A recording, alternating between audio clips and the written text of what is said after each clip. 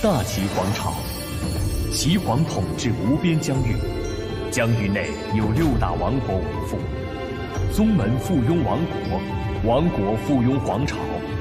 至于皇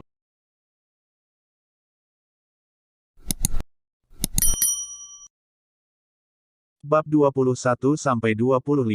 Adapun pengintaian malam ini ke pengadilan menginjak timur, Ling Tian merasa bahwa panennya masih dianggap baik. Lagi pula, ini adalah pertama kalinya dia keluar untuk memata-matai orang, dan sudah mengetahui berita seperti itu membuatnya sangat puas. Nyatanya, Ling Tian mau tidak mau berfantasi di dalam hatinya, jangan bilang semua orang yang melintasi dunia sangat beruntung. Menerima berita penting seperti itu hanya dalam pengintaian biasa. Inti dari ini terletak pada kenyataan bahwa waktu Ling Tian sempurna. Pertama, Ling Zhen membuat dirinya dipukuli tanpa rima atau alasan, dan karenanya pasti telah mengumpulkan cukup banyak kebencian di dalam hatinya. Kedua adalah fakta bahwa Ling Kong akan merasakan sakit di hatinya atas kondisi anaknya dan dengan demikian berusaha menghiburnya. Adapun waktu yang dipilih Ling Tian sendiri, dia sangat jelas bahwa konten yang akan didiskusikan Ling Kong dan putranya hari ini adalah mengenai hal-hal yang tidak bermoral yang akan menyebabkan mereka berdua dikuburkan tanpa batu nisan jika terungkap. Oleh karena itu, untuk berhati-hati, mereka hanya membiarkan hal-hal seperti itu dibahas di tengah malam. Jadi Ling Tian merencanakan waktunya dengan akurat, sama seperti ayah dan anak baru saja membuka tirai untuk diskusi tentang pengkhianatan mereka. Ling Tian sudah bertengger tanpa suara di atas atap mereka. Ling Tian merenungkan hal ini. Berita yang diperoleh hari ini sudah cukup untuk membuktikan bahwa ayah dan anak tidak memiliki niat baik di hati mereka, sampai-sampai alasan Ling Xiao dan Chu Tinger telah menikah begitu lama tetapi tidak memiliki keturunan juga, diplot oleh Ling Kong sendiri. Selain itu, Ling Tian menyadari bahwa Ling Kong telah membuat rencana seperti itu, bekerja di belakang layar selama lebih dari 1 dekade, bertujuan untuk mengendalikan berbagai bisnis penghasil pendapatan keluarga Ling. Peternakan barat laut, yang dianggap sebagai salah satu sumber pendapatan utama keluarga Ling juga kini jatuh ke tangan Ling Kong. Jika Ling Tian membuat gerakan gegabah, hanya pilar kekuatan yang dikendalikan Ling Kong ini yang pasti memiliki kemampuan untuk menjerumuskan keluarga Ling ke dalam kekacauan. Baik Ling Kong dan putranya menyembunyikan niat jahat. Mereka diam-diam merencanakan untuk merebut kendali atas bisnis keluarga Ling serta menyebabkan kerusakan yang tidak dapat diperbaiki pada Chu Tinger. Baik ayah maupun anak harus membayar kejahatan mereka dengan kematian. Namun, Ling Tian tahu bahwa waktu ini bukanlah saat yang paling tepat untuk mengekspos mereka. Hanya dengan mengungkapkan mereka yang bekerja menyamar di bawah perintah Ling Kong dan menangkap mereka dalam satu gerakan, dia dapat menghindari dampak di masa depan. Ini akan menjadi cara terbaik untuk melakukan sesuatu. Dengan kekuatan Ling Tian saat ini, ingin membiarkan Ling Kong dan putranya menghilang tanpa tanda semudah mengangkat satu jari. Tapi dengan cara ini, pasukan Ling Kong yang menyamar, orang-orang yang bersekongkol dengan mereka untuk mengkhianati keluarga, juga akan tenggelam secara tersembunyi dan tidak akan pernah muncul untuk menyerahkan diri. Dengan demikian, akan sangat sulit untuk berurusan dengan mereka semua. Selanjutnya, seseorang harus mempertimbangkan reaksi Ling San, lagi pula, Ling Kong adalah anak baptisnya. Jadi, jika dia mengambil tindakan tanpa bukti yang tepat, kakeknya akan marah tanpa ragu. Pada titik ini, Ling Tian hanya tersenyum dingin. Jika itu masalahnya, maka izinkan saya memperlakukannya seperti memelihara babi untuk disembelih. Cepat atau lambat, hidupmu akan tetap berakhir di tanganku. Karena aku tidak bisa membungkam kalian berdua untuk saat ini, maka aku akan memperlakukannya seolah-olah aku telah mendapatkan 2 mainan lagi. Begitu hari kedua dimulai, setelah Ling Tian selesai makan, dia melanjutkan ke ruang belajar. Tuan Qin mengenakan jubah hijau hari ini. Berdiri di dekat pintu memperhatikan sosok kecil Ling Tian berjalan ke arahnya, dia memiliki ekspresi yang rumit di matanya. Secara alami, hanya Ling Tian yang datang untuk pelajaran hari ini. Bahkan jika seseorang mengancam akan memukul Ling Zhen sampai mati, dia mungkin tidak akan pernah ingin tinggal di kamar yang sama dengan Ling Tian untuk belajar lagi. Mengenai masalah Ling Zhen yang tidak muncul, tanggapan Ling Tian apatis, seolah-olah dia sudah lama mengharapkannya, atau telah diperingatkan sebelumnya. Tuan Qin diam-diam menilai muridnya ini dan menemukan bahwa dia semakin misterius. Pada usia yang begitu kecil, tindakannya kejam, namun kecerdasannya berada di luar batas dengan bakat mengobrol. Namun, dia keras kepala dan pantang menyerah, dan suka melakukan hal-hal dengan caranya sendiri. Ini adalah kesan yang didapat Tuan Qin dari muridnya pada saat itu. Melihat Ling Tian duduk di sana dengan sopan dengan wajah yang tidak terkendali, Tuan Qin tiba-tiba merasa seolah-olah Ling Tian telah datang ke pelajaran ini dengan sangat siap. Metodenya sebelumnya adalah pertama-tama berbicara tentang makna yang lebih besar di balik belajar, sehingga dapat memotivasi siswa untuk belajar lebih giat. Namun, menghadapi anak ini, Tuan Qin entah bagaimana merasa bahwa dia bisa menyelamatkan air liurnya dengan menghilangkan semua omong kosong itu. Berdeham, Tuan Qin meletakkan tangannya di belakang dan meluruskan ekspresinya, berkata, untuk pelajaran pertama, ini orang tua akan memberi kuliah pertama tentang etiket. Dari dulu sampai sekarang, sopan santun tidak pernah diabaikan. Dipercaya dan diketahui secara luas bahwa menjadi manusia berarti memiliki sopan santun, dan sopan santun adalah yang pertama dari banyak. Dia terus mengoceh tanpa henti. Ling Tian secara alami mengerti mengapa Tuan Qin mulai berbicara tentang etiket di pelajaran pertama. Ini karena dia terlalu keras kepala kemarin, ditambah fakta bahwa dia menganiaya sepupunya, Ling Zhen, tanpa alasan yang jelas. Karena itu, lelaki tua itu memutuskan untuk berusaha membimbingnya menuju jalan yang benar. Berpikir sampai di sini, keadaan gelisah alami Ling Tian mulai tenang. Meskipun lelaki tua itu tidak benar-benar memahami penerapan sebenarnya dari ceramahnya, dedikasi seperti itu sangat mengagumkan. Dapat dilihat bahwa meskipun Tuan Qin adalah orang yang sangat kaku dan terlalu konvensional, dia pasti hidup sesuai dengan nama seorang sarjana terpelajar. Hati Ling Tian menghangat atas usahanya dan dia memutuskan untuk terus memperhatikan pelajaran dengan serius. Adapun Tuan Qin, dia telah mengoceh tanpa henti selama beberapa waktu sekarang, sampai ludahnya beterbangan kemana-mana, tetapi dia tidak mengurangi kecepatan dia berbicara. Nyali Ling Tian berputar saat dia tanpa sadar merasakan dorongan untuk tertawa. Ini tidak diragukan lagi adalah rencana untuk menyerang kepercayaan Ling Tian, dan, jika tebakannya benar, lelaki tua itu sudah bersiap untuk membombardirnya dengan pertanyaan. Memang, begitu lelaki tua itu menutup buku itu di tangannya, dia memasang wajah tegas dan dengan dingin bertanya, seperti apa yang dikatakan guru sebelumnya, bisakah kamu mengingat semuanya? Ling Tian segera mulai tertawa di dalam, ini berjalan persis seperti yang dia duga. Dengan memasang wajah hormat yang tulus, dia menjawab, baru saja, seperti yang Tuan katakan, dari dulu sampai sekarang, tata krama tidak pernah diabaikan. Dipercaya dan diketahui secara luas bahwa menjadi manusia berarti memiliki tata krama, dan tata krama adalah pertama dari banyak. Mulut kecil itu tiba-tiba mulai mengoceh tanpa henti, memuntahkan apapun yang dikatakan.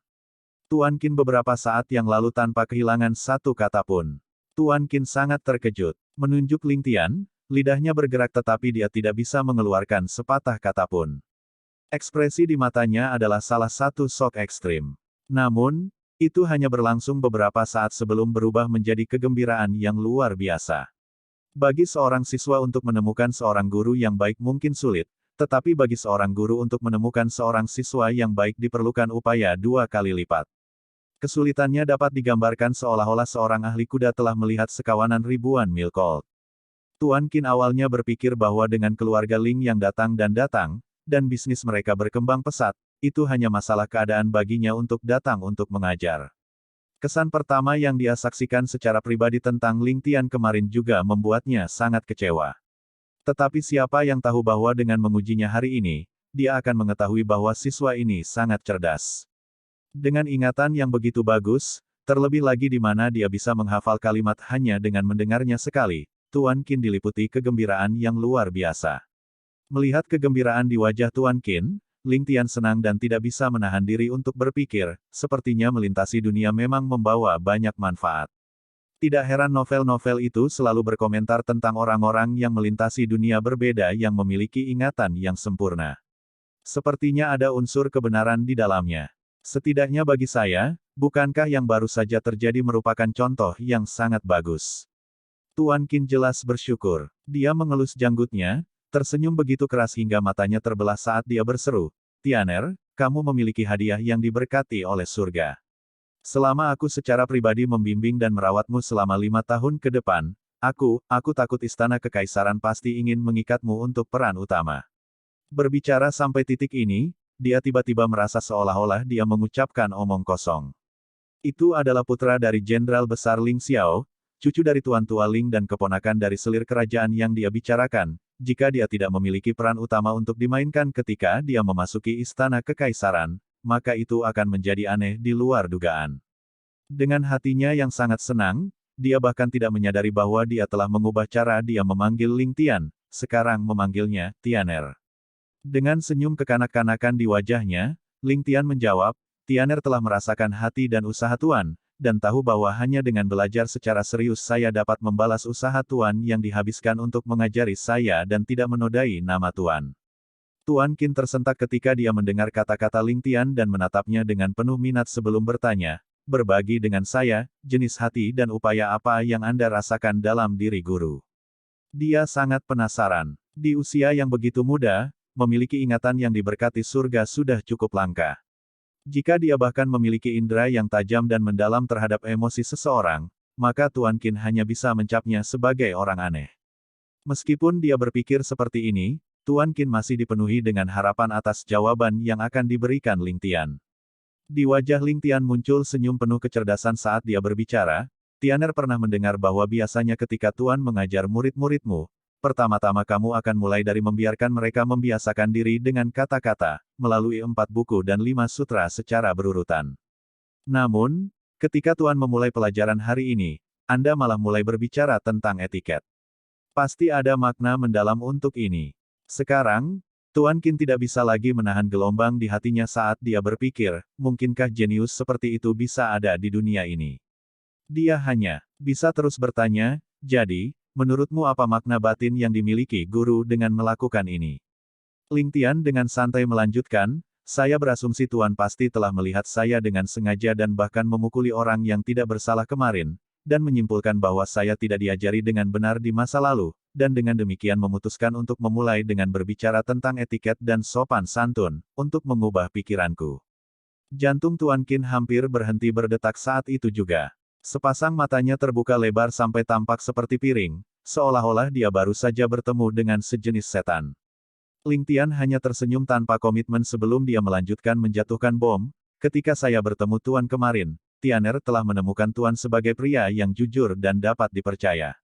Ini di samping fakta bahwa Tuan memiliki murid di mana-mana namun masih memiliki reputasi sebagai orang yang adil dan jujur. Jadi, Tianer tidak dapat memaksa dirinya untuk menipu Anda. Saya ingin Tuan membantu saya melindungi rahasia ini. Saya tidak akan mengecewakan Tuan serta ajaran yang telah Anda berikan, dan akan membuat namamu bergema di seluruh tanah di bawah langit. Ling Tian telah melihat orang tua ini sejak lama, mungkin dia tidak fleksibel, tapi dia pasti seseorang yang bisa dia percayai. Selain itu, Ling Tian masih memiliki beberapa tahun untuk dihabiskan bersama lelaki tua ini dan karenanya beberapa hal tidak dapat disembunyikan lama. Jika itu masalahnya, lebih baik mengatakannya secara terbuka sehingga mereka bisa menjernihkan suasana. Tuan Qin sangat tersentuh sehingga tubuhnya mulai gemetar tanpa sadar. Dengan air mata berlinang, dia berkata, sejak saya mulai mengajar sampai sekarang, dari latar belakang rendah hingga keturunan bangsawan, saya belum pernah melihat orang yang kecerdasannya dapat menandingi Anda, Tianer. Untuk dapat memiliki murid yang begitu baik dalam hidupku, lelaki tua ini tidak memiliki penyesalan lagi dalam hidup ini. Alis seputih salju, bagaimanapun, berkerut, jika demikian. Ling Tian hanya tersenyum singkat, berkata, Tuan, saya harus mengalihkan perhatian harimau dan memberi sinyal kepada orang-orang dengan makna tersembunyi. Keturunan keluarga Ling, bagaimanapun juga, hanyalah saya, Tianer. Ini untuk mencegah hal-hal meledak dan meningkatkan ketidakbahagiaan semua orang. Arti dari kalimat Ling Tian sangat jelas, dan meskipun Tuan Qin mungkin adalah orang yang tidak fleksibel, dia sama sekali tidak memiliki akal sehat. Selalu sadar dan up to date dengan berita saat ini, dia jelas tahu apa yang tersirat Ling Tian. Dia tidak bisa tidak melihat anak ini dengan kekaguman. Sekarang Ling Tian tertawa, pertama-tama izinkan saya memberitahu Tuan bahwa mulai hari ini, saya akan menjadi pemalas dan pemalas yang baik untuk apa-apa, tanpa motivasi apapun untuk memperbaiki dirinya sendiri. Akankah Tuan tolong maafkan saya saat itu? Ini datang sebagai bom lain untuk Tuan Qin, menyebabkan dia tercengang konyol. Dia hanya bisa menjawab, mengapa kamu melakukan hal seperti itu? Matanya menjadi dingin, Ling Tian menjawab, jangan bilang Tuan tidak bisa melihat situasi keluargaku saat ini. Meskipun kami mungkin terlihat glamor di luar, kami sebenarnya dikelilingi oleh bahaya. Dalih sekecil apapun akan menyebabkan klan kami untuk dihancurkan dan anggota kami dibunuh, diasingkan ke kutukan abadi. Bolehkah saya bertanya kepada guru, jika seorang jenius muncul di keluarga Ling pada saat seperti itu, dan desas-desus menyebar, skenario seperti apa yang akan kita lihat? Tuan Qin langsung gemetar ketakutan. Sebagai orang luar, dia tentu saja bisa melihat situasi yang dialami keluarga Ling saat ini. Namun, karena dua generasi sebelumnya dari anggota keluarga Ling semuanya berani tanpa sedikit pun kelicikan, dan seiring dengan kesetiaan mereka yang tak tergoyahkan kepada keluarga kerajaan, semua orang memilih untuk membiarkan semuanya berjalan seperti biasa. Jika seseorang melenyapkan keluarga Ling tanpa pertimbangan yang cermat, kekacauan yang diakibatkannya akan mencapai skala yang mempengaruhi seluruh kekaisaran dan bahkan akan mengguncang fondasinya. Sebagai seorang raja, itu bukanlah sesuatu yang ingin mereka lihat. Selain itu, karena semua anggota berada di bawah kendali keluarga kerajaan, sementara mereka mungkin berada dalam posisi genting, mereka sebenarnya sangat stabil. Namun, penampilan Ling Tian sudah cukup untuk menghancurkan keseimbangan ini. Dengan kecerdasannya, dia telah melampaui batas toleransi kekuatan besar lainnya. Bahkan Tuan Qin tidak dapat memprediksi skenario seperti apa yang akan terjadi ketika Ling Tian menerima tongkat estafet untuk kepala keluarga. Karakter semacam ini mirip dengan naga di langit, bagaimana dia bisa puas dengan hidup saat berada di bawah seseorang. Jadi, begitu kabar tentang Ling Tian menyebar, keluarga Ling akan menemui bencana. Menjadi anak berusia 5 tahun, namun memiliki pandangan yang ditetapkan sejauh ini bahkan sampai merencanakan dan mempersiapkan serangkaian strategi dengan cermat sebelumnya, kecerdasan semacam ini dapat dianggap menakutkan. Berpikir sampai titik ini, Tuan Qin tiba-tiba menyadari bahwa dia tanpa sadar telah dirantai ke kapal rusak yang merupakan keluarga Ling, dan bahwa dia tidak memiliki cara untuk melarikan diri.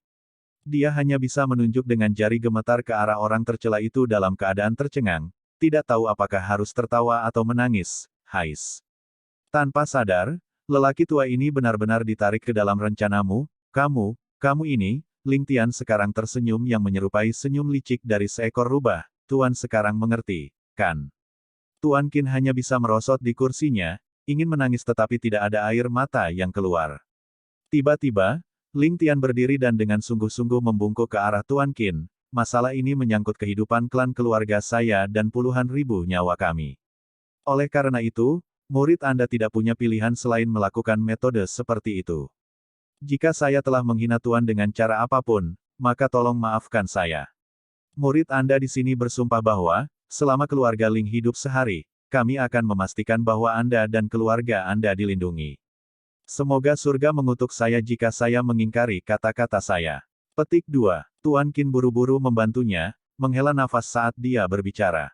Apa yang kamu lakukan dipaksakan oleh keadaanmu, jadi siapa yang bisa menyalahkanmu? Lupakan saja, aku juga semakin tua, aku tidak punya banyak hari lagi. Untuk murid paling cemerlang yang pernah kumiliki dalam hidupku, lelaki tua ini akan bertaruh sekali, bagaimana dengan itu? Sambil tersenyum lebar, Ling Tian menjawab, Tuan pasti akan hidup sampai usia lanjut. Saat dia berbicara, senyum di wajahnya tampak seperti bisa diambil oleh tangan seseorang, dan dengan kulit kemerahan di wajah kecilnya, itu membuatnya terlihat sangat imut. Tuan Qin hanya bisa menatap langsung ke arahnya, sebelum akhirnya menghela nafas panjang, apakah kamu anak berusia 5 tahun, atau rubah berusia 1000 tahun yang menyamar? Mempertahankan senyumnya, Ling Tian mengedipkan gigi padanya, mengapa Tuan tidak mencoba menebak? Ling Tian merasa sangat segar. Meskipun dia tampak seperti mengambil risiko besar ketika dia berbicara dengan Tuan Qin, itu sebenarnya adalah teknik tingkat tinggi. Pertama, dia menggunakan ingatannya yang luar biasa untuk merangsang kecintaan lelaki tua itu pada bakat. Kemudian, dia menggunakan keingintahuan yang dihasilkan dari itu dan perlahan mengungkapkan beberapa rahasianya, secara bertahap menggenggam Tuan Qin di telapak tangannya. Akibatnya, Tuan Qin tidak lagi dapat menarik diri darinya dan Ling Tian telah berhasil menyelesaikan masalahnya selama beberapa tahun ke depan. Anda harus tahu, Tuan Qin hanya punya satu jalan keluar sekarang. Meskipun dia bisa mengungkapkan rahasia Ling Tian, dia akan kehilangan seorang murid jenius dan kehilangan satu-satunya kesempatan dia untuk mengejutkan dunia. Selanjutnya, kehidupan keluarganya akan berada dalam bahaya besar juga. Tidak peduli seberapa besar kejatuhan keluarga Ling, itu masih menjadi tugas yang mudah bagi mereka untuk mengurus keluarga sekecil itu. Selain itu, jika dia mengkhianati keluarga tempat dia bekerja, dia akan menjadi pengkhianat yang memalukan. Reputasi baik Tuan Qin yang telah menyebar ke seluruh negeri kemudian akan dihancurkan dalam sekejap, meninggalkan nama buruk untuk dirinya sendiri di buku sejarah. Bagi seseorang seperti Tuan Qin yang lebih menghargai reputasi daripada hidupnya, dia lebih baik mati 10.000 kali daripada mengambil risiko dengan hal seperti ini.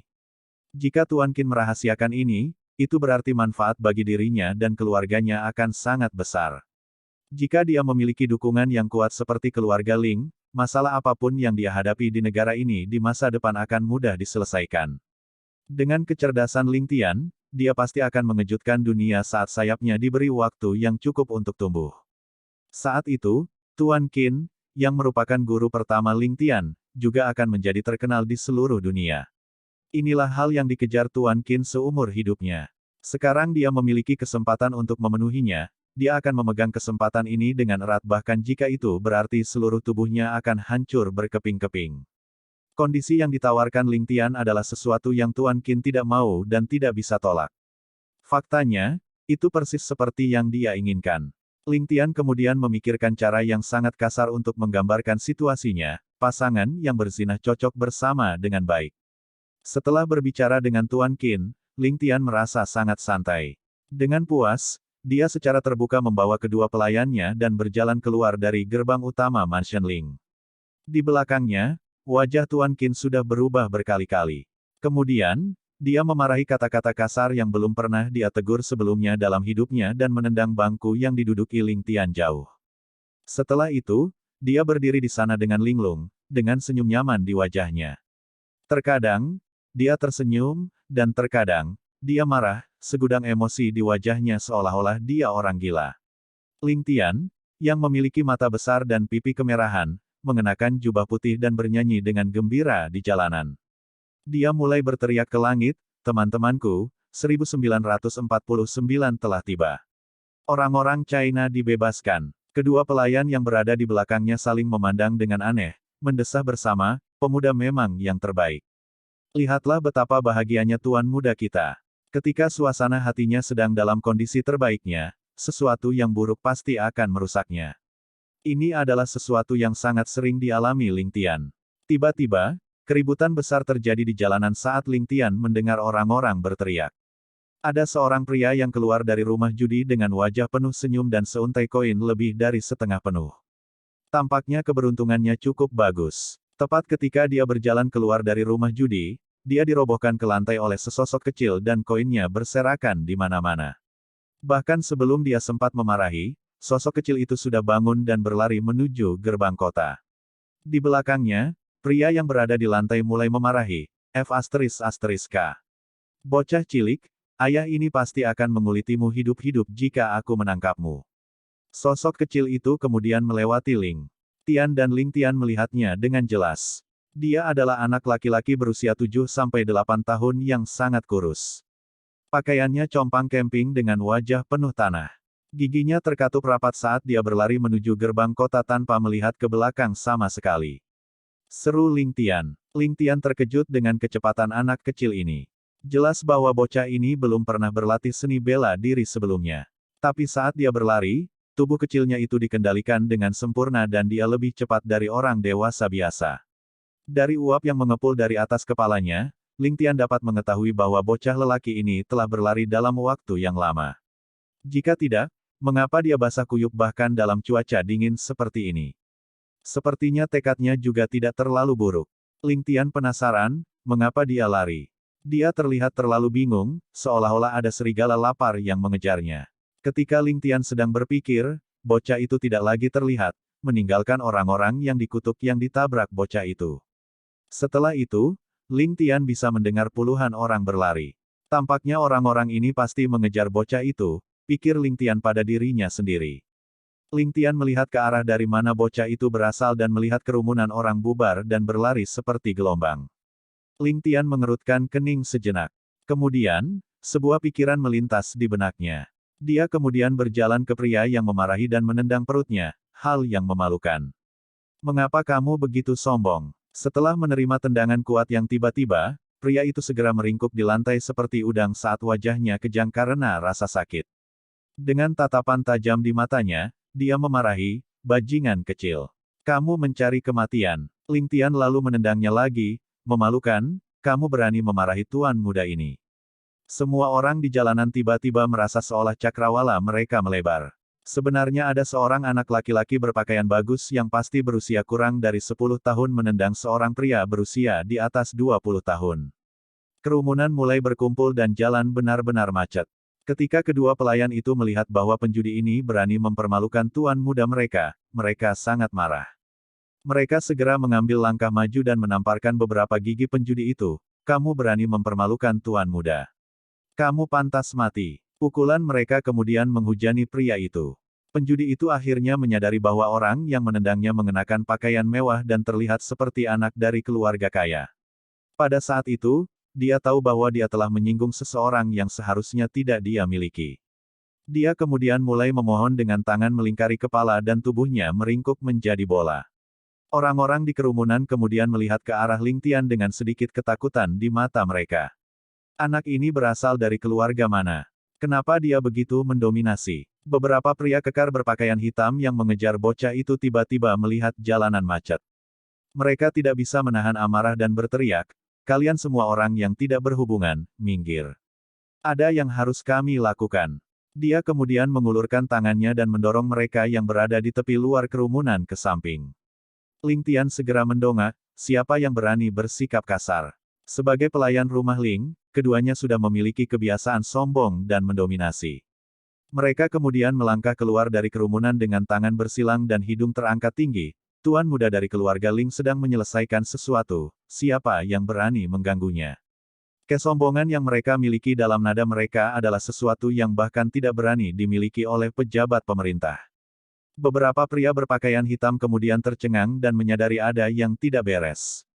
Mereka sebenarnya dari rumah Ling. Tuan muda dari keluarga Ling benar-benar hadir. Mereka kemudian melihat ke arah satu sama lain dengan ragu-ragu. Meski mereka bukan pejabat pemerintah, tapi siapa di negeri ini yang tidak tahu tentang keluarga Ling? Dengan kekuatan yang dimiliki keluarga Ling, itu tentu saja bukan sesuatu yang bisa disinggung oleh geng-geng kecil seperti mereka. Karena itu, mereka segera mundur. Karena Ling Tian telah mencapai apa yang dia inginkan, dia tidak akan pergi terlalu jauh. Dia kemudian mengeluarkan batangan perak dan melemparkannya ke penjudi yang ditendang olehnya. Setelah itu, dia mengangkat kepalanya dan berjalan keluar perlahan. Sambil mendengus, dia bertanya dengan tenang, "Siapa kalian? Kalian benar-benar berani mendominasi kota, apakah kalian masih memiliki hukum di mata kalian?" Seperti yang dikatakan Ling Tian, semua orang ingin pingsan. Bocah ini sebelumnya mengabaikan hukum dan menyerang seseorang tanpa alasan, memukuli beberapa giginya. Jika bukan karena orang-orang yang datang ini, penjudi itu mungkin sudah mati di tangannya. Sekarang dia benar-benar bertindak dibenarkan dan bertanya apakah mereka memiliki hukum di mata mereka. Pria berpakaian hitam memiliki wajah penuh kecemasan. Tapi dia tidak berani menyinggung Ling Tian. Meskipun dia benar-benar ingin menamparkan bocah itu ke situs, latar belakang Ling Tian tidak memungkinkan dia melakukan itu. Karena itu, dia menangkupkan tangannya dan berkata, "Melaporkan kepada Tuan Muda Ling, kami adalah bawahan dari Blood Rose Hall. Kami telah menerima perintah untuk meninggalkan kota untuk menangani beberapa hal. Kami tidak tahu bahwa Tuan Muda ada di sini dan telah merusak kesenanganmu. Bawahan ini di sini meminta maaf untuk itu." Ling Tian kemudian membuat, lembut dan berpura-pura tertarik. "Apa yang akan kalian lakukan? Beritahu Tuan Muda ini." Pria berpakaian hitam itu hampir menjadi gila, berpikir dalam hati, bocah cilik ini. Tak berdaya, dia hanya bisa mengungkapkan wajah kesulitan, "Saya harap Tuan Muda akan mengerti. Masalah ini melibatkan rahasia Blood Rose Hall dan bawahan ini tidak bisa menyebarkannya." Ling Tian lalu terkekeh dan berkata, "Maksudmu, kamu tidak bisa memberitahuku?" Keringat mulai menetes di dahi pria berpakaian hitam saat dia menjawab, "Bukannya aku tidak bisa. Hanya saja status bawahan ini terlalu rendah. Bagaimana kalau..." Ling Tian lalu tertawa seperti wajahnya menyala dan berkata dengan murah hati, "Karena tidak nyaman bagi kalian untuk mengatakannya, lupakan saja. Tuan muda ini tidak terlalu penasaran. Baiklah, pergi dan lakukan tugasmu, tuan muda ini tidak akan menundamu. Petik 2. Pria berpakaian hitam itu mengutuk dalam hatinya, sialan, ini masih belum bisa disebut penasaran. Ini disebut tidak menunda kami. Sekarang setelah Anda menghentikan kami, siapa yang tahu di mana bajingan itu sekarang? Namun, dia tidak berani menampilkannya saat dia menjawab, terima kasih tuan muda, kami akan pergi. Dengan lambaian tangan kanannya, pria berbaju hitam itu menerobos kerumunan dan terus mengejar. Ling Tian tidak bisa membantu tetapi terkejut. Setelah dia memperlambat mereka dengan sengaja, setiap orang yang memiliki sedikit pengalaman akan tahu bahwa hampir tidak mungkin bagi mereka untuk menangkap bocah itu kembali. Namun pria berbaju hitam ini sebenarnya tidak menyerah dan terus mengejar. Tapi anak laki-laki yang mereka kejar jelas hanya anak berusia 7-8 tahun. Ling Tian kemudian menggaruk dagunya dan berpikir dalam hati, jangan bilang ada yang aneh terjadi. Ling Tian penasaran. Saat berikutnya, Ling Tian tidak bisa tidak memarahi dirinya sendiri karena menjadi idiot. Saat ini, salju turun sangat lebat. Tidak masalah jika bocah itu tidak keluar dari kota. Tapi saat dia meninggalkan kota, jejak kaki sudah cukup untuk menemukannya. Ling Tian sangat tertarik pada bocah yang melarikan diri karena satu alasan, ekspresi tegas di wajahnya saat dia menggertakkan giginya. Juga, itu karena kontrol hebat yang dia perlihatkan saat dia melarikan diri. Pelarian putus asa itu mengingatkan Ling Tian tentang keputusasaan di kehidupan sebelumnya. Setelah berdiri di sana sejenak, Ling Tian memutuskan bahwa dia akan pergi dan melihatnya. Dia kemudian melihat ke arah dua pelayan yang mengikutinya dan berkata, kalian berdua kembali dulu. Jika tuan tua bertanya, katakan saja aku akan segera kembali. Kedua pelayan itu terkejut dan berkata, tuan muda, kami tidak akan berani melakukannya. Tolong bawa kami bersama Anda jika ada yang harus Anda lakukan. Mata Ling Tian menyipit saat dia berkata, karena aku meminta kalian berdua untuk kembali, kalian berdua harus kembali. Kenapa? Kamu tidak akan mendengarkanku sekarang. Rasa dingin dalam suaranya penuh dengan ancaman. Keduanya jatuh ke dalam dilema. Jika mereka tidak mendengarkan Ling Tian, dia pasti akan marah. Ling Tian adalah seseorang yang bahkan berani mengalahkan Ling Zhen, jika mereka tidak mendengarkannya, mereka pasti akan berakhir dalam keadaan yang lebih buruk daripada Ling Zhen. Tetapi jika mereka berdua kembali sendiri dan sesuatu terjadi pada Ling Tian, 100 nyawa mereka tidak akan cukup untuk membayar kesalahan mereka. Keduanya saling memandang dan bertekad, Tuan muda, kami bersedia menerima hukumanmu. Tapi kami pasti tidak akan kembali tanpamu. Maafkan kami, Tuan muda. Ling Tian terdiam. Melihat tubuhnya yang berusia 5 tahun, dia mengerti bahwa tidak mungkin membiarkan mereka kembali sendiri. Tak berdaya, dia hanya bisa berkata, baiklah, ikuti saya jika Anda mau. Tapi izinkan saya menjelaskannya terlebih dahulu. Jika Anda tidak dapat mengikuti saya, maka cari tempat di dekat gerbang mansion untuk menunggu saya kembali. Keduanya langsung setuju. Beberapa saat kemudian, kedua pelayan itu terengah-engah dengan tangan di atas lutut dan wajah mereka benar-benar memerah. Adapun Ling Tian, dia sudah keluar dari pandangan mereka. Melihat kerumunan yang ramai di depan mereka, mereka tidak bisa tidak bingung. Ketika salah satu dari mereka akhirnya bisa bernafas kembali, dia berkata dengan takjub, saya katakan, saudara kedua, tuan muda kita ini benar-benar orang aneh. Pelayan lainnya menyeka keringatnya dan berkata, memang. Aku belum pernah melihat anak berusia 5 tahun berlari lebih cepat dari kelinci. Mau bagaimana lagi, tuan muda pergi ke arah gerbang kota. Biarkan kami menunggunya di sana. Ling Tian melewati kerumunan seolah-olah dia sedang berjalan-jalan. Dengan ukurannya yang kecil, dia dapat menenunnya dengan mudah tanpa mereka sadari. Di depan, sosok pria kekar berpakaian hitam itu bisa terlihat. Mereka berada di gerbang kota menunggu untuk keluar. Tampaknya bocah itu memang telah meninggalkan kota, pikir Ling Tian. Ling Tian agak kecewa, dengan cuaca seperti itu, rasanya seperti mencari kematian jika dia meninggalkan kota. Dengan kecerdasannya, Ling Tian merasa bahwa dia meledakkan masalah. Apakah bocah kecil ini sepadan dengan usahaku? Ling Tian menggelengkan kepalanya, karena saya sudah mulai, biarkan saya menyelesaikannya. Dengan karakter Ling Tian, dia tidak akan membiarkan dirinya menyerah di tengah jalan. Memikirkan hal ini, Ling Tian berjalan menuju gerbang kota. Melihat pakaian mewah dan aura sombong Ling Tian, para penjaga gerbang kota tidak berani menghentikannya dan segera membiarkannya keluar. Ketika dia meninggalkan kota, dia melihat lautan putih di depannya. Beberapa titik hitam kemudian melesat menuju satu arah. Mereka adalah orang-orang berpakaian hitam. Ke arah itu, sepertinya ada asap yang mengepul dari jauh dan hutan di depan. Saat Ling Tian melihat ke cakrawala, dia bertanya pada dirinya sendiri, jika saya dikejar, apakah saya akan memilih arah itu untuk berlari? Jawabannya adalah, tentu saja tidak. Ling Tian dengan hati-hati mengamati kumpulan langkah kaki di pintu keluar gerbang kota dan menyadari bahwa ada kira-kira jumlah orang yang sama yang pergi ke segala arah tanpa jejak kaki seorang anak yang jelas. Ling Tian berpikir sejenak dan berjalan ke depan. Kemudian, dengan posisinya sebagai sumbu, dia berbalik untuk melihat sekelilingnya. Setelah berjalan ke sini, jejak kaki dari gerbang kota sudah tersebar jauh lebih jelas dari sebelumnya. Saat Ling Tian melihat lebih dekat, dia tidak dapat menemukan jejak kaki kecil. Ling Tian tertawa di dalam hatinya. Orang ini benar-benar menarik. Jelas sekali, anak laki-laki itu pasti memakai sepasang sepatu orang dewasa. Jika tidak, dia akan mengenakan sepasang kaus kaki besar di atas sepatunya sendiri. Pantas saja dia berani lari keluar kota. Jadi itulah alasannya. Hati kecewa Ling Tian mulai tumbuh bersemangat lagi. Ling Tian bertanya pada dirinya sendiri, jika aku jadi dia, ke arah mana aku akan lari? Tepat di depan adalah jalan umum, karena organisasi yang mengejar bocah itu jelas tidak kecil, dia pasti tidak akan mengambil jalan itu. Dengan cuaca seperti ini, mengambil jalan umum sama saja dengan menyerah.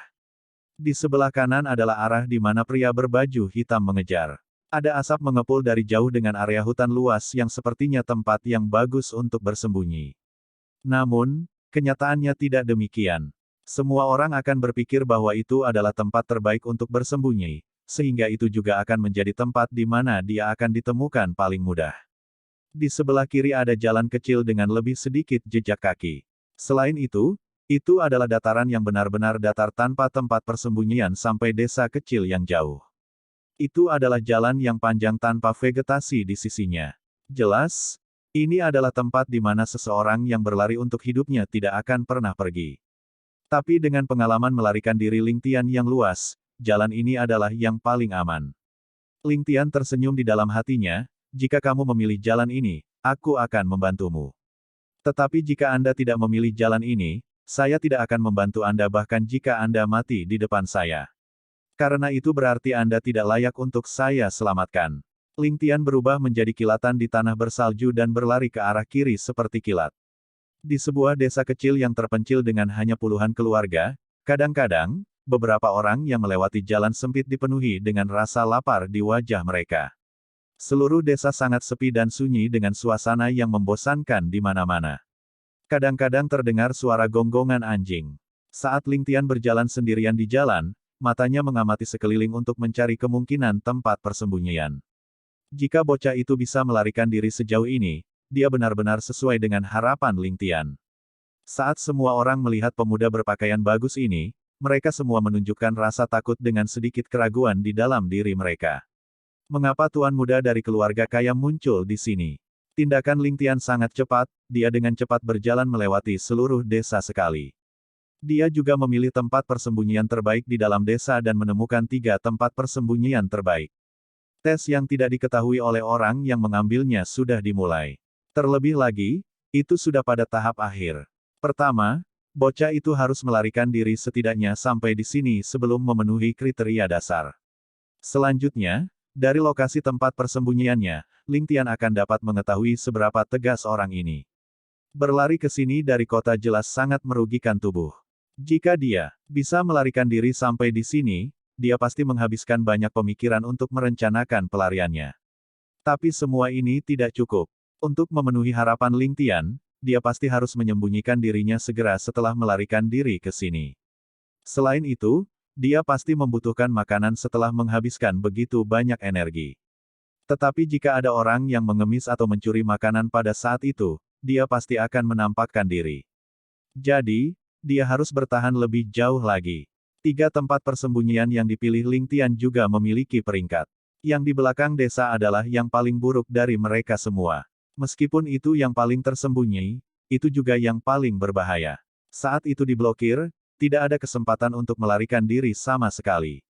Tempat persembunyian di sebelah kiri desa memungkinkan seseorang untuk menyerang atau mundur.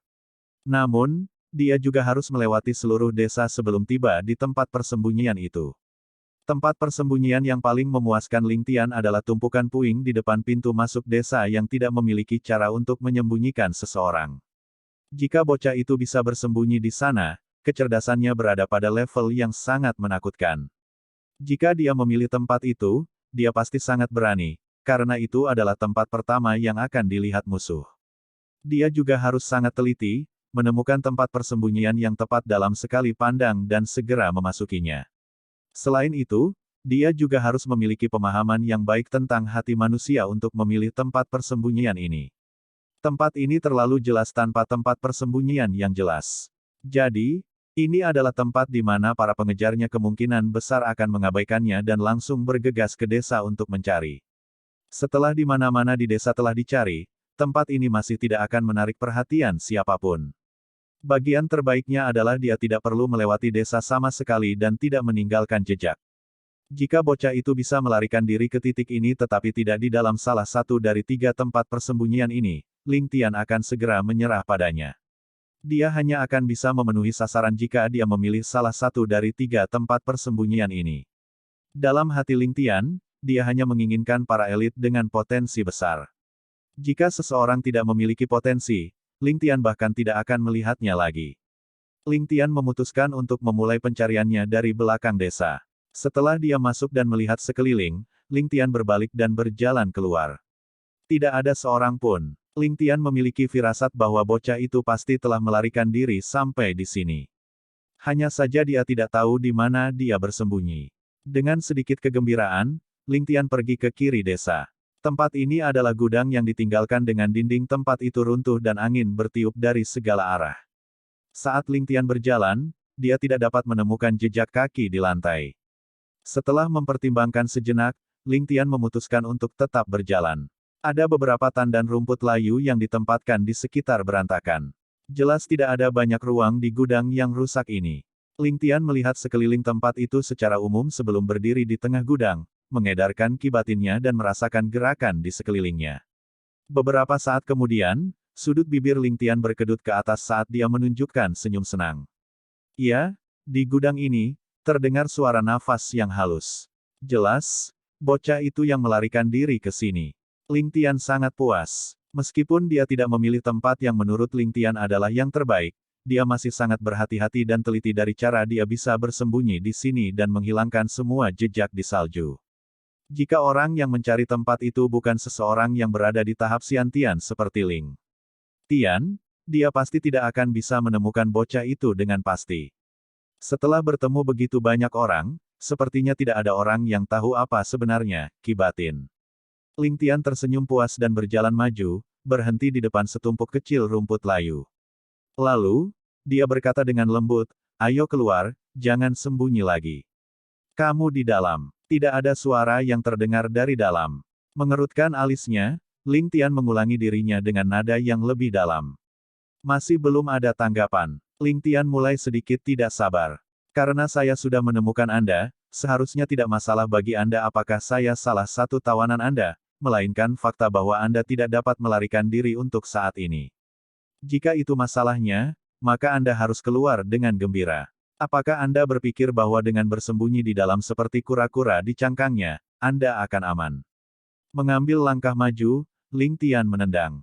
Dengan suara, huala, rerumputan dan tumpukan salju terbang ke kejauhan. Di bawah mereka ada sosok kecil meringkuk. Ini adalah pengemis yang sama yang dilihat Ling Tian yang melarikan diri untuk hidupnya. Ling Tian mengernyitkan alisnya, gerakan yang begitu besar, namun pengemis kecil itu masih terus berkerumun di sana tanpa gerakan apapun. Mendekati lebih dekat untuk melihat lebih baik, Ling Tian tiba-tiba tersenyum mengejek, ternyata orang itu sudah pingsan. Tidak heran dia hanya mendengar nafas yang begitu lemah, ternyata, pengemis kecil itu sudah koma dan bisa mati dalam tidurnya kapan saja. Mengulurkan tangan kanannya, dia merasakan dahi pengemis kecil itu. Itu sangat panas sampai-sampai menakutkan. Sepertinya dia bahkan terkena demam tinggi. Situasi ini merepotkan sekarang. Ling Tian memikirkan pengobatan rumahan yang digunakan di dunia sebelumnya untuk mengobati demam, Tetapi setelah membahas semuanya sekaligus, dia menyadari bahwa tidak ada yang dapat digunakan dalam situasi seperti ini.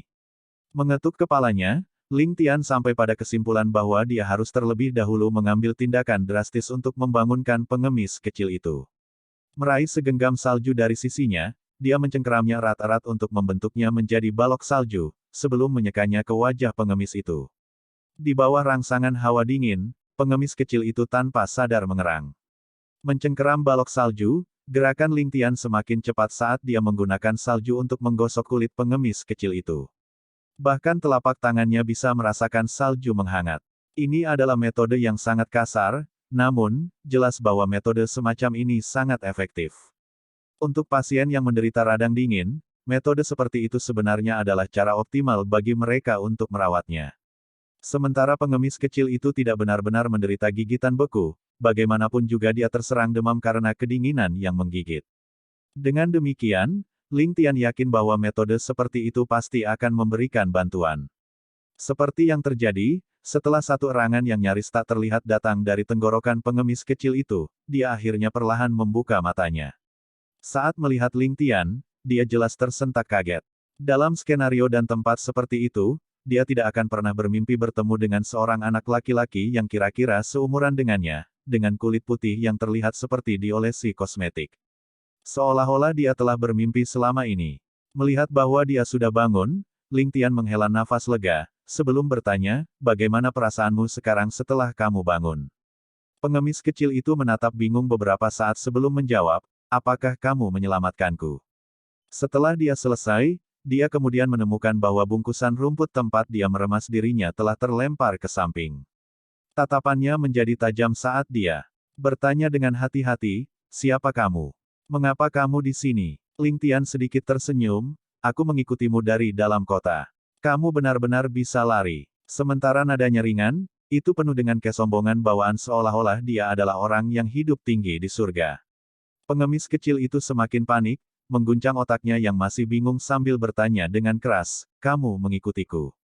Apa motifmu? Ling Tian mendengus, ujung kakinya mendorong rumput mati di tanah, jika aku tidak mengikutimu, maka dengan penyakit dan kedinginan itu, aku khawatir kamu akan mati.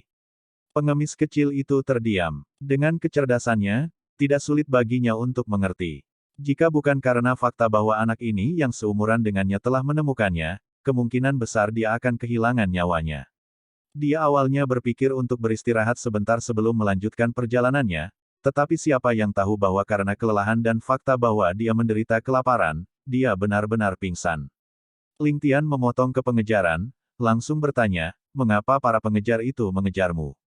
Apa yang telah kamu lakukan? Mendengar kata-kata Ling Tian, kebencian keluar dari dalam mata pengemis kecil itu, dan kepalanya yang pusing juga sedikit jernih, perseteruan maut. Kalimat ini diucapkan dengan gigi terkatup. Dia awalnya tidak ingin menjawab, tetapi di dalam hatinya, dia samar-samar memiliki kecurigaan bahwa bocah lelaki yang berdiri di depannya ini dapat memberikan bantuan.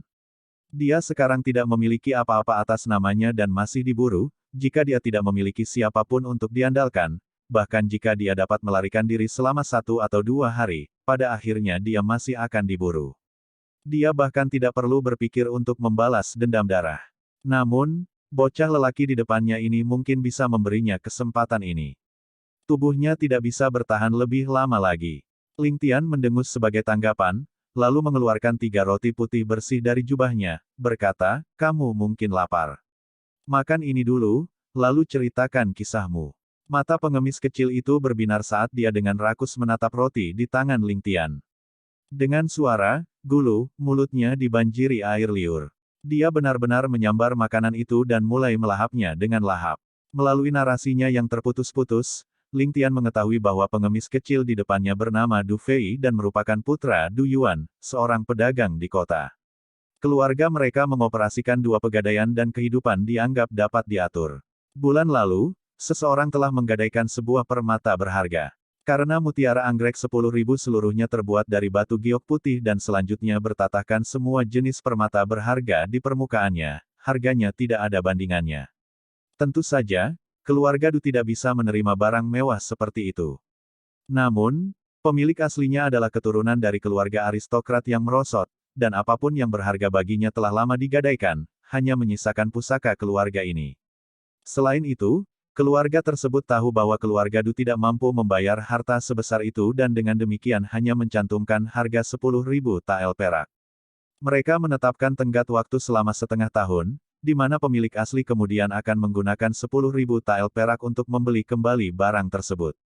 Karena keluarga Du telah berurusan dengan semua barang gadai keluarga ini sebelumnya, karena sentimentalitas, Du Yuan memutuskan untuk melanjutkan kesepakatan. Siapa yang tahu bahwa saat mereka bertukar item, mereka ditemukan oleh pemimpin bagian dari Bloodflower Hall. Ketika pemimpin bagian membuat laporannya, kepala olah-olah bunga darah ini segera memendam pikiran keserakahan di dalam hatinya dan mengirim orang ke keluarga Du, ingin membeli 10.000 mutiara anggrek hanya dengan 5.000 tael. Du Yuan tentu saja tidak akan setuju, karena keturunan dari keluarga bangsawan yang menurun mengatakan bahwa itu hanya untuk pinjaman 10.000 tael di mana dia akan kembali untuk mendapatkan kembali harta karun itu. Lagi pula, bagaimana mungkin harga sebenarnya mutiara anggrek 10.000 ini hanya bernilai 5.000 tael? Bahkan jika harganya 10 kali lipat, Du Yuan segera menolaknya. Namun, bagaimana dia bisa tahu bahwa penolakan seperti itu akan menyebabkan pemusnahan klan keluarganya? Seluruh rumah tangga Du yang terdiri lebih dari 100 orang dibungkam hanya dalam semalam. Tidak diketahui kepada siapa mutiara anggrek 10.000 telah jatuh. Beruntung bagi Du Fei, dia berhasil melarikan diri karena dia terlihat kurus dan lemah, dan karenanya menjadi sasaran kecil. Namun, Aula Bunga Darah pasti tidak membiarkannya pergi untuk menghilangkan masalah di masa depan dan dengan demikian mengejarnya dalam pengejaran. Du Fei yang sekarang sudah tidak makan dalam 3 hari. Dalam setengah bulan ini, Du Fei telah bersembunyi ke kiri dan melarikan diri ke kanan, mengalami banyak penderitaan untuk nyaris lolos dari cengkeraman kematian. Setelah menjelaskan penderitaannya, Du Fei menatap Ling Tian dengan ekspresi penuh harap di wajahnya. Dari cara Ling Tian berpakaian, dia jelas bukan sosok kecil, dan selama dia kembali ke rumah dan berbicara tentang harta karun ini kepada anggota keluarganya, maka dia, Du Fei, dapat menggunakan 10.000 mutiara anggrek sebagai umpan untuk suruh orang lain melakukan pekerjaan kotor untuknya. Ling Tian tersenyum, apa yang ingin kamu lakukan? Du Fei merasakan hatinya terbakar ketika dia berdiri tegak dan berkata, selama Tuan Muda bersedia membantu yang kecil ini membalas dendam, yang kecil ini akan menghadiahkan 10.000 mutiara anggrek kepada Tuan Muda. Mendengar ini, Ling Tian hanya tertawa dingin, setelah aku menghancurkan Aula Bunga Darah, mutiara anggrek 10.000 akan menjadi milikku, mengapa aku masih membutuhkanmu untuk memberikannya kepadaku? Sebagai seorang pria menghadapi pembunuh yang memusnahkanmu keluarga, Anda hanya memiliki tekad sebanyak ini.